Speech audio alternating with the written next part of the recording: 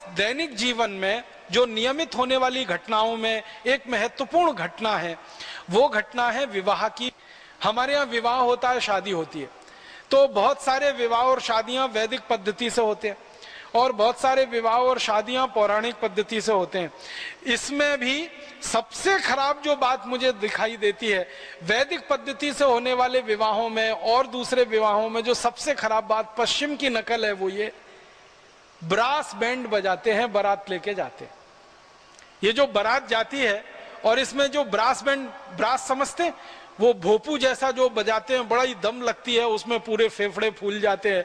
8-10 brass रहते हैं, उसके साथ वो बैंड रहता है, ढम ढम ढम ढम आवाज करता है। ब्रास तो इतनी तेज आवाज करता है। तो ये ब्रास और बैंड जो बजाए जाते हैं बारातों के आगे, एक जुलूस चलता है, ये पूरी की पूरी नकल है अंग्रेजों की, स्कॉटिश लोगों की, अंग्रेजों की, आयरिश की या यूरोपियन लोगों की।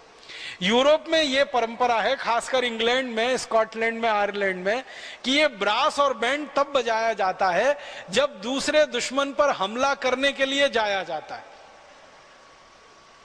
उनके यहां ब्रास बैंड बजाते हैं, लेकिन जब एक राजा दूसरे राजा पर हमला करने जाए, आक्रमण करने जाए, चढ़ाई करने जाए, तब वो ब्रास बैंड बजाते हैं और सेना के आगे आगे चल के जाते हैं। ये जो ब्रास बैंड वाले लोग होते हैं, ये आर्मी के आगे चलते हैं ताकि आर्मी में जोश भरे, उत्साह भरे और जाकर वो दूसरे दुश्मन पर टूट पड़े, हमला करे। और यहाँ मूर्ख भारतवासी शादियों में और बारातों में वो ब्रास बैंड लेके जाते, पता नहीं किस पे हमला करने जा रहे। अगर आप भारत में किसी भी महान व्यक्ति की विवाह और शादी की पद्धति के बारे में जानने की कोशिश करें, श्री राम की शादी हुई, वो भी बारात लेके गए, लेकिन ब्रास बैंड थोड़ी लेके गए। हमारे यहाँ पुराने, अभी से लेके पुराने तक जितने भी महापुरुषों, किसी की भी शादी और ब्याह के बारे में देखेंगे, कहीं ब्रास बैंड नहीं है।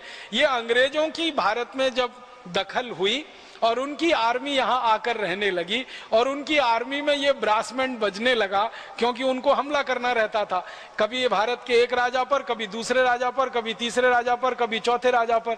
तो अंग्रेजों की फौज में ये ब्रास बैंड बजता रहता था। बाद में जब अंग्रेज गए तो अंग्रेज चले गए, वो ब्रास बैंड को यहीं छोड़ गए और हमने उसको बजाना शुरू कर दिया शादी और बारातों में। इतना खराब लगता है, कान फोड़ने वाला तो उसमें से संगीत निकलता है, कान फोड़ने वाला वो ड्रम बजता रहता है, सबको इरिटेशन होता है, जो भी बारात में चलता है सबको सिर दर्द रहता है, वो इतना खराब बजता है, बैंड और ब्रास दोनों। लेकिन किसी की हिम्मत नहीं है उसको बंद करा दे। और जिस घोड़े पे चढ़ के वो दूल्हे राजा बैठे, वो घोड़े को भी तकलीफ होती है उसकी आवाज से, वो बिदकता रहता है, कूदता रहता है, फिर भी घोड़े को कंट्रोल करके रखेंगे। मूर्ख लोग ये ब्रास बैंड बंद नहीं कराते। कोई लोग कहते हैं कि अगर आप इनको बंद करा दोगे तो बजाने वाले सब बेरोजगार हो जाएंगे। कोई बेरोजगार नहीं होगा, वो सब शहनाई बजाएंगे। शहनाई भारतीय वाद्य है, ये ब्रास जो है ना अंग्रेजी वाला वाद्य है। शहनाई हमारे यहाँ बजती है, हर शुभ काम में शहनाई बजती है, हर मंगल काम में शहनाई बजती है। हमारे यहाँ शहनाई की धुन सुनो तो मन में शांति और आनंद का उत्साह होता है, और ये ब्रास बैंड की धुन सुन लो तो ब्लड प्रेशर हाई हो जाता है। इतना अंतर है। तो हम सबको एक अभियान चलाना है इस देश में कि शादियों में ये ब्रास बैंड बंद कराइए। ये सबसे ज्यादा सांस्कृतिक पतन है पूरे देश, और उसकी जगह शहनाई बजवाइए, शहनाई बजवाइए, तुरही बजवाइए, हमारे यहाँ बांसुरी बजवाइए। बजाने के लिए कोई वाद्य यंत्रों की कमी नहीं है, उसी को क्यों बजाएं जो अंग्रेजों की देन है। तो ये एक बदल होना चाहिए। ये बहुत सांस्कृतिक पतन हो चुका है हमारा इस मामले में।